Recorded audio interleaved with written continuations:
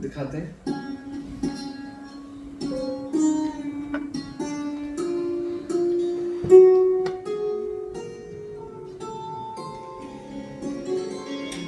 तो ये इसलिए कर रहा हूँ गया था ना, क्योंकि इसकी उपज भी एक्चुअली राघवेन के साथ ही हुई थी। राघवेन ने का बहुत बड़ा रोल है मेरी ज़िंदगी में, शास्त्रीय संगीत की तरफ मुझे ढकेलने में।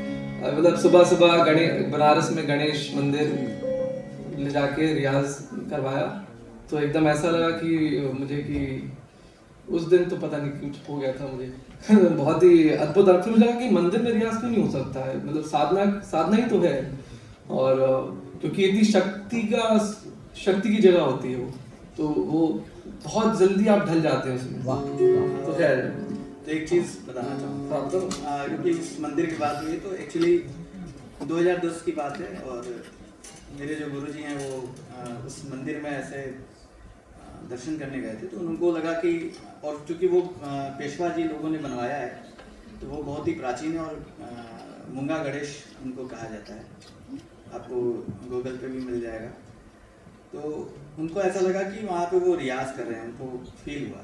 क्योंकि बनारस में मंदिर तो काफ़ी हैं, और सबसे अच्छा जगह, जैसा कविश बोला कि भाई बनारस में एक्चुअली होता भी है कि हमको रियाज करना है तो हम मंदिर भी जा सकते हैं। और वो मंदिर बड़ा शांत है, क्योंकि वहाँ घंटी की आवाज़ होती नहीं है ज़्यादा, कोई आता नहीं है जल्दी।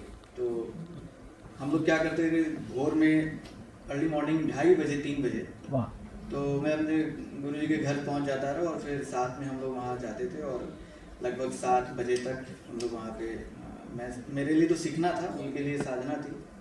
तो वो तकरीबन 2 साल तक चला, और वो जो मेरे लाइफ में एक कह सकते हैं कि बदलाव आया, संगीत को भी लेके, खुद को भी लेके, और जो एक होता है कि अपने गुरु के प्रति भी आपका जो आदर और सम्मान होता है, क्योंकि हमारे म्यूज़िक में अभी ये जिंदा है एक चीज़ कि गुरु और शिष्य की जो परंपरा है वो अभी भी जिंदा है। तो एक हमारे ख्याल से एक यही कला है जिसमें रखा भी गया है, तो और ज़रूरी भी है। तो फिर जब कविश से मुलाकात हुई तो मुझे लगा कि इसको भी ले चलना चाहिए वहाँ पे, शायद कुछ अलग हो जाए, क्योंकि हम दोनों अलग अलग जगह पे वही काम कर रहे थे, वही खोज थी, और वही तरीका था संगीत करने का भी, एक तरह से कि हम लोग साथ में बहुत लोगों के साथ बैठना और उनके साथ रियाज करना।